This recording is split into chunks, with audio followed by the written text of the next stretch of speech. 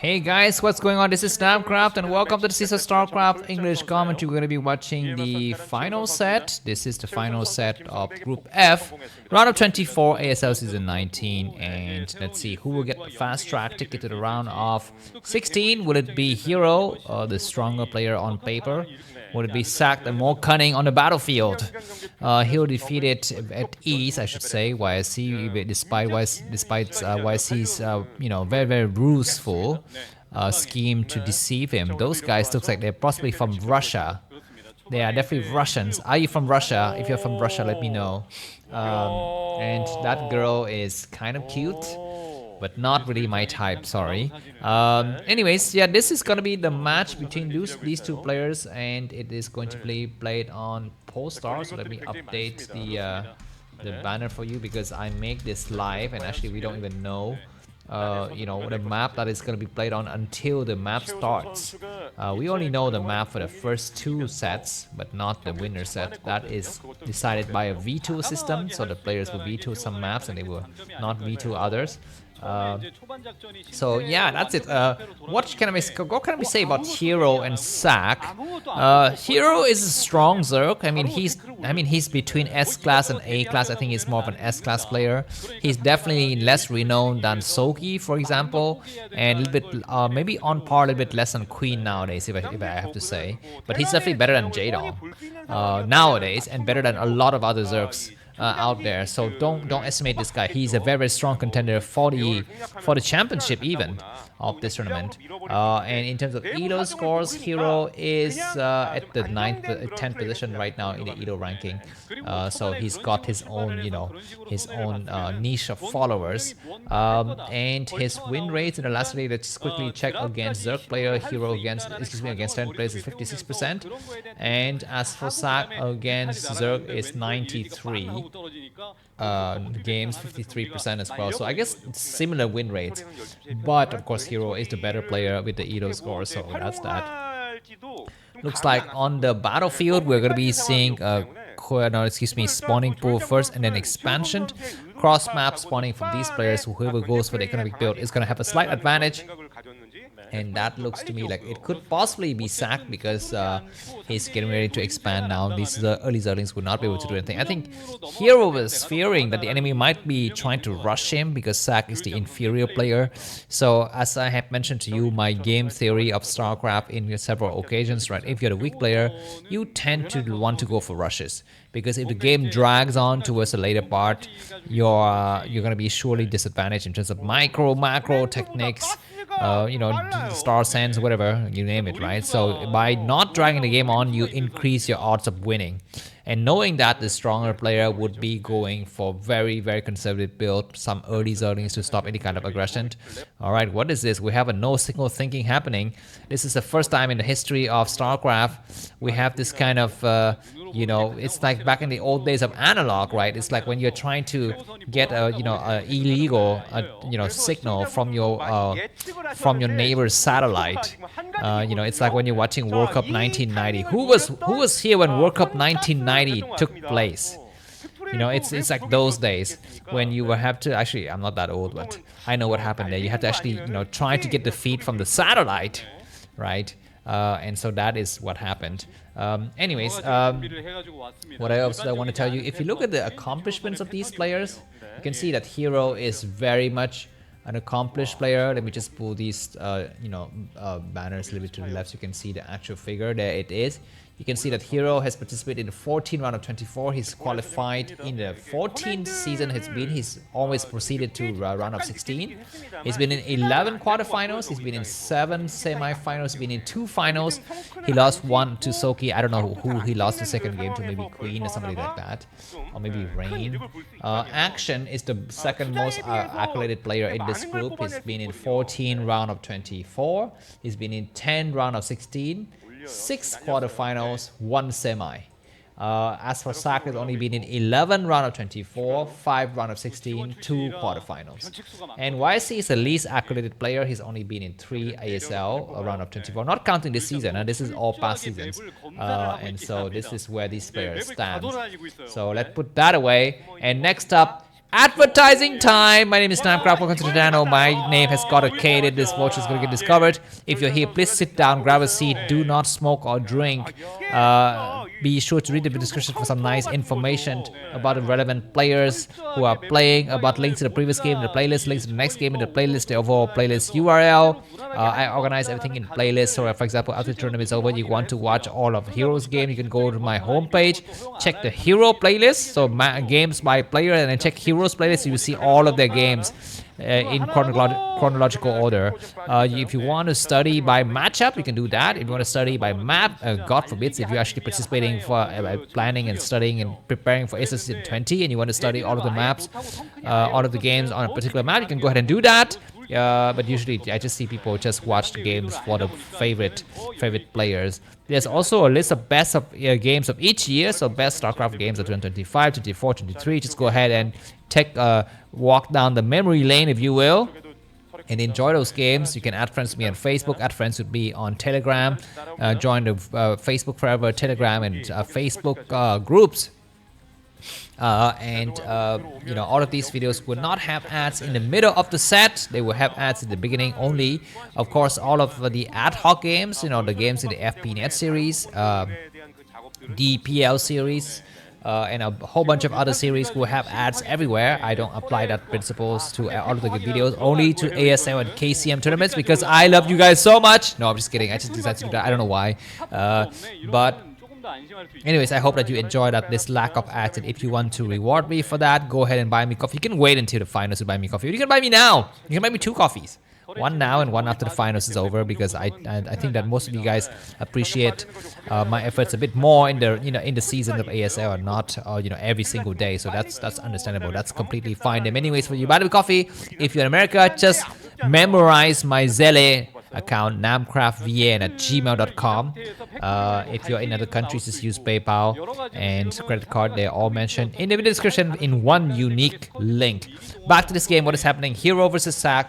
Ssak is coming out and Hero is going to try to deter that with some mutas control. He's got 9 mutas for the time being. They are still alive, these time mutas, and that bio boy is looking very small. Hero is hesitant as to when he should expand towards the top left of the screen or not. Mutas actually looking to find any kind of reinforcing units from behind. There's a small unit moving here. Is that a fire bat? Honestly, he's checking all of the bases to see if there could possibly be like a hidden hatchery somewhere. A turret get destroyed, and this is very nice attack from Hero. Marines discover the top left side, and the hatchery goes down. The Overlord sees the Marine now. Looks like the Meech is gonna head over there. Where the Marine hiding? The Marine is not getting on the high ground, and that is a terrible calamity. You need to go to high ground right now, but he would die. He would die, and so he would not discover that expansion.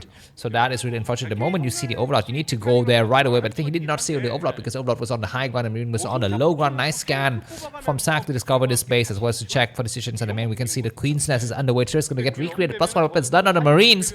And looks like now this Muchis will try to snipe a few more stuff here. He'll get one of the turrets damaged, but not fully destroyed. And he was going to back out. So I really like the kind of cautiousness of both of these players, especially from the part of Ssak. He is just so careful. He makes sure that he doesn't overcommit. He doesn't lose all of the Marines. That's going to be the first tank.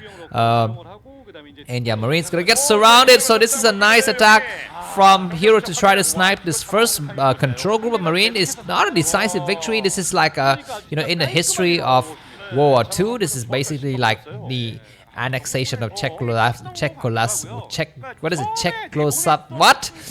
Republic by the German Weimar, or the German Third Reich, right? This is a small victory, it's not like the battles of, I don't know, what are the major battles in favor of the Third Reich, like the capitulation of France, or maybe the battles of Normandy or some places like that. But that was not a major battle. This battle might be a bit more major. Marines getting trapped on the other side. One tank will fall very quickly. The tank needs to go on the low ground. It's getting stuck with the Marine. Losing the first tank is going to be terrible. He's going to try to come back, and Sakk's reaction is not very good. He's chewing gum. He's still chewing gum. That means that he's stressed, right? Because you tend to chew gum when you're stressed, I think. Anyways, now things are going to be looking very different now after that first tank's getting destroyed. And the Muchis have mostly kept their power. They're all alive. They're all alive and well and in kicking butt. So that's going to be interesting. We have hype coming up now. So Hero is slowly getting the upper hand. He's 60, 76 supply, Ssak 72.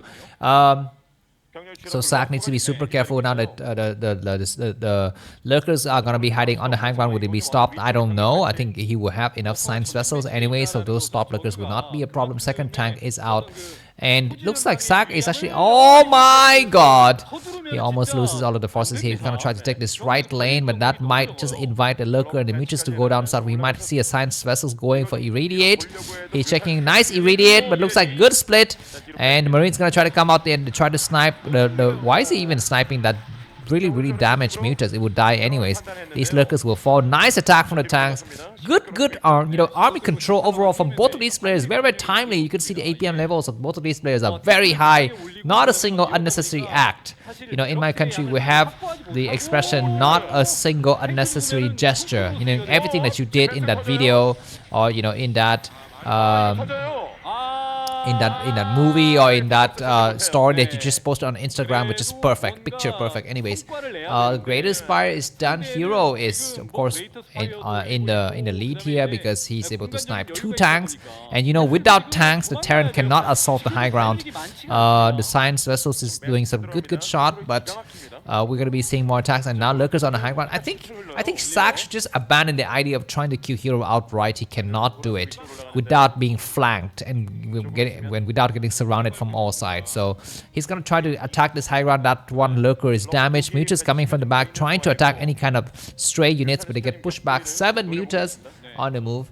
And Marine's gonna try to come out now and rejoin the rest of the forces. We have the tanks sieging, and right away Hero unsiege his lurkers. We are going to be having reinforcement from the back here. Both players are going to be very careful. We need to wait for the first lurker to die. He's going to go on the high ground. He's actually trapping his own tank, but that's fine. He's going to be able to kill the rest of the lurker from the low ground. The tank get destroyed from the high ground. That was a terrible position to put your tank in. Looks like at the last minute, everything's going to get destroyed, but his science vessel might be able to run home. No, it cannot run home. We're going to be having an irradiate. Where's the irradiate? There's irradiate. It looks like Hero is on move. He knows exactly what to do, but no, he doesn't. He loses so many mutas, and now we have vultures on the field. Keep that in mind. So those lurkers cannot move out. But I think Hero is doing okay. He's not doing bad. And as for Ssak, the reason why he's still surviving is because this is a half-assed bio build. Right, he's actually transitioning slowly into mech, and he's got his vultures and mines. So usually if you're just doing bio alone and you are not able to inflict significant damage, you are dead. But because he's doing a half switch to mech now, he will have his tank with siege mode. He will have mines hopefully covering the map. When you go for this kind of build, you need to be constantly going and placing mines everywhere. Every locations we need to have mines. Every new vultures that come out need to place mines before they die. Just like in this situation right here, that vulture dies without even planting a single mine, and there's still Zerglings left over to go inside and attack in the various location, and this is terrible. You need to be microing like a god if you're gonna play mech against Zerg, I think. Anyways, looks like the last minute here, Ssak was saved. All of the situation, defilers are out. We need to have the replacement tanks, because with defilers, then these vultures cannot stop. Of course, we do have some mines out, and more mines need to get placed. Ssak is very good with mines and vultures in general. I think he's a vulture player more than a tank player, but we shall see. He need to place a lot of mines everywhere. He need to place them progressively towards the enemy's main bases. Nice senseless activities to come out. Very nice mine to kill up those Zerglings, but I think Hero wanted to sack them anyway. And we're going to be having supply depot. I feel like you should make this kind of leapfrog structure, supply depot and then bunker, and then supply depot and then bunker. That will be something to deter any kind of Zerg attack. But we're going to be having this Zerg coming from the right side, and the minefield on the right side is rather thin. We have 5 lurkers moving across, and there are no tanks. There are no tanks. There's going to be a nice mine drag that doesn't kill the lurker. It looks like these tanks are going to be getting caught in the action, and we have the defiler coming through. We need to snipe the defiler. Snipe the defiler. You are not sniping the defiler. The defiler is able to cast a spell. These lurkers, these tanks are going to be on the high ground. It looks like the lurkers are going to try to attack the SCV. So many SCV will get massacred, but they're not attacking the right SCV, so they will live. They will survive. That was so fortunate for Ssak. I need to actually repair those SCV with medics. But now attacking from all sides, and you can see that Hero is just completely in the lead possibly. That defiler will still cast a lot of stuff though. Marine's coming out to try to snipe. He needs to continue to make a lot of mines and just slow down the advance. We have another command center, so if Ssak survived this initial onslaught, he will be able to come back strong here. Vultures coming out. They need to place mines to stop reinforcing Zerg forces. coming from all sides here. And yeah, now this command center will complete, so that's good. These tanks, these signs, excuse me, these dark storm will fall. But where's the reinforcement from Hero? He's very slow to reinforce with his defiler. But now those defiler will get sniped. Wow, very good reaction from Ssak. He is trying to come back strongly here. He need to place more mines in these areas. He cannot just, rely on Marines to defend correctly. He need to come out there and just place a crap tons of mines. There's a dog barking in the distance. I hope you don't hear it. Anyways, these tanks are finally coming out and saving that base. So the game will be transitioning into late game now. The command center, the fourth command center, is able to land as well. So things are not looking so bad for Ssak, man.